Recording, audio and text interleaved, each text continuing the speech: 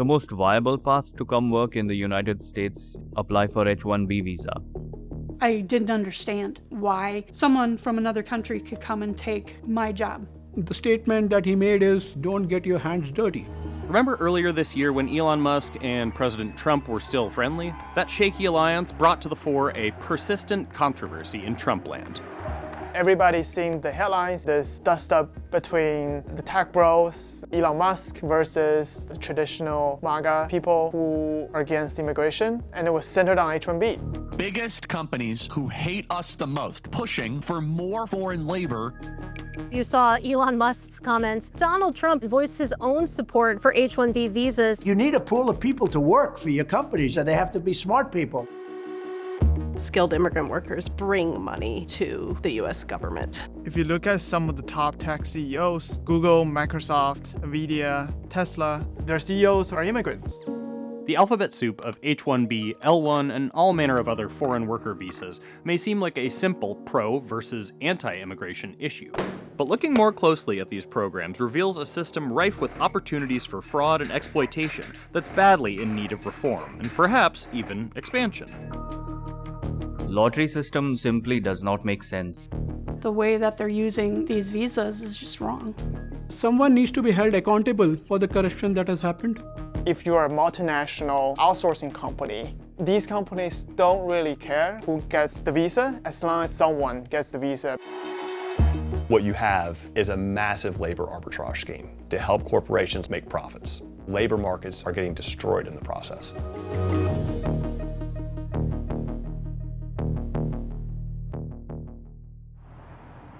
The H-1B program was designed to attract the best and brightest to fill high-skilled jobs in the United States where domestic talent is in short supply. The visa was created in 1990 when the tech industry really started, and there was a short supply of tech talent and programmers. Even though our economy has dramatically changed since then, the H-1B visa program largely has not changed.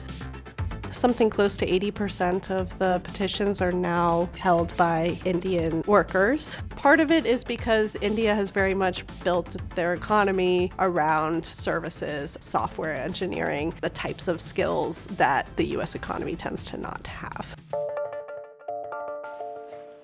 Nothing is visible, right? My visa is in pending status, and that's why I prefer to remain anonymous.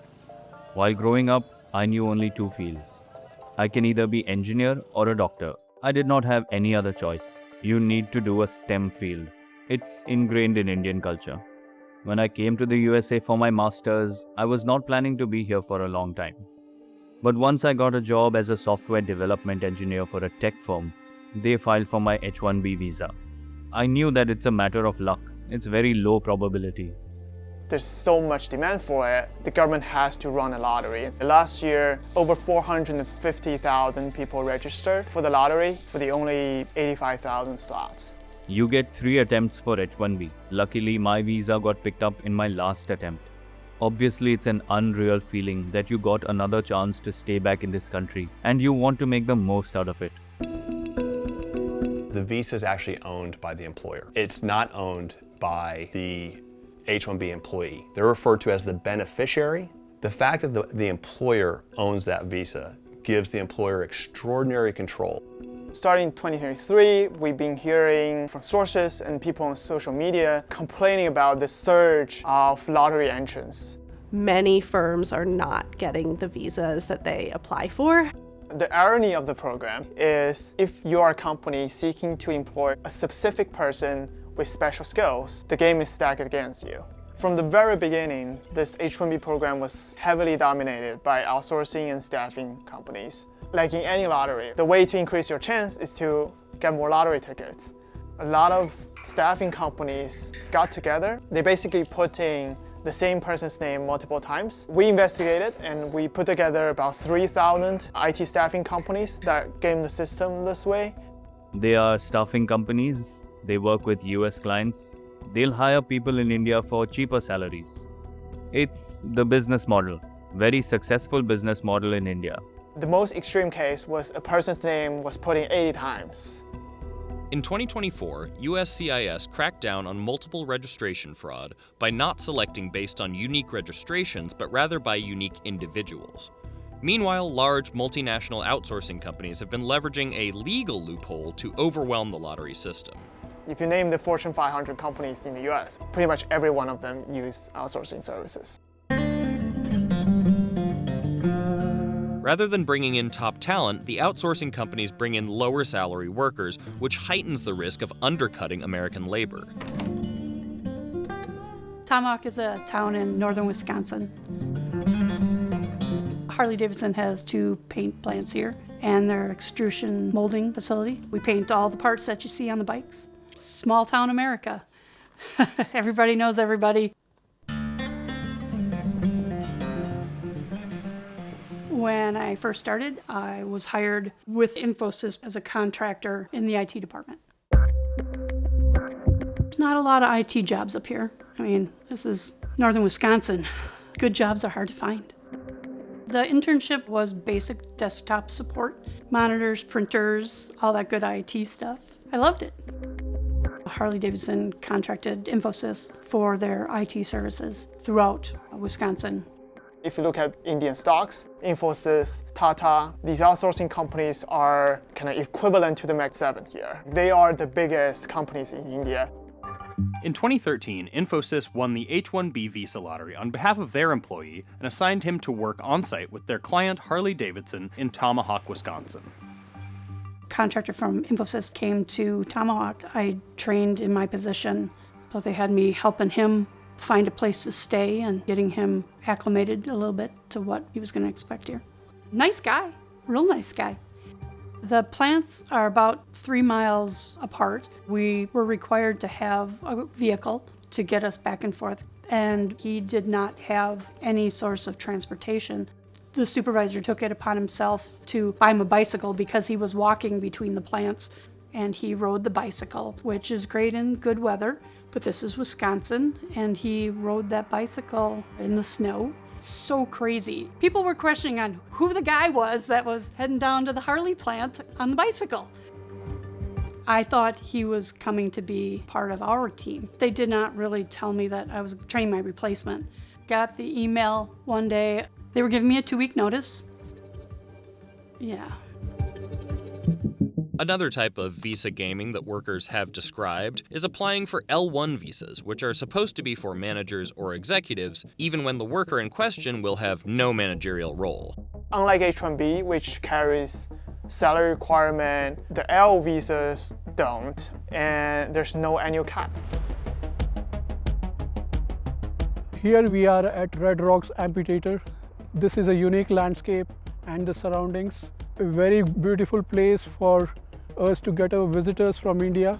We bring them here because this is a unique place which you can't experience anywhere in the world. Anil Kini is an Indian immigrant who came to this country via his employer, TCS.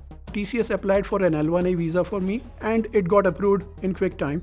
And when TCS won the contract for Western Union and when they offered me long-term at Denver location, I definitely took up that opportunity considering there were a lot of growth opportunities. I was made the authority for the Denver region to approve the visas and also manage the resourcing and the operations. I found that there were associates who were not performing the roles which their visas were approved for.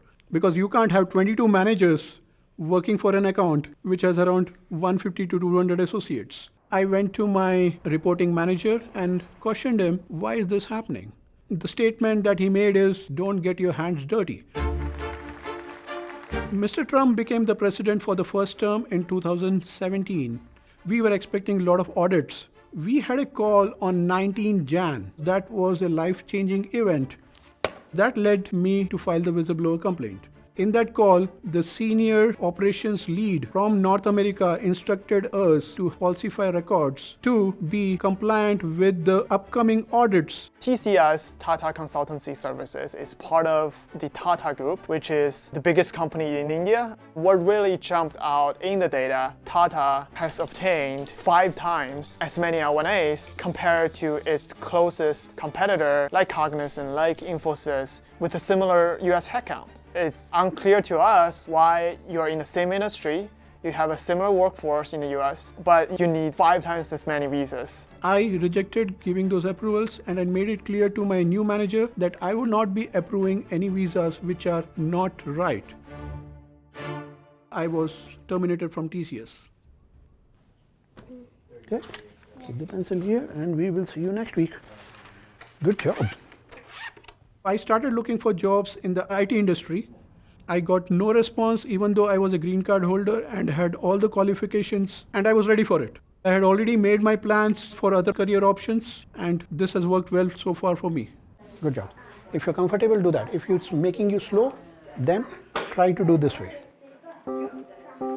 I think there is general consensus that this program is in dire need of reform.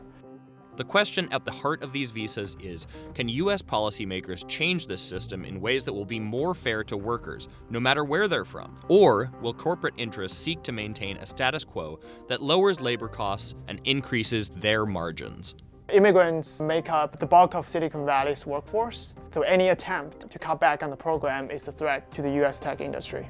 Founders are more likely to go to places that have a startup visa, which we don't have a startup visa. Some economists estimate that millions more engineers and developers will be needed in the USA in the coming years. Close to 60% of our PhD graduates in AI are immigrants. Some of that could be an education issue.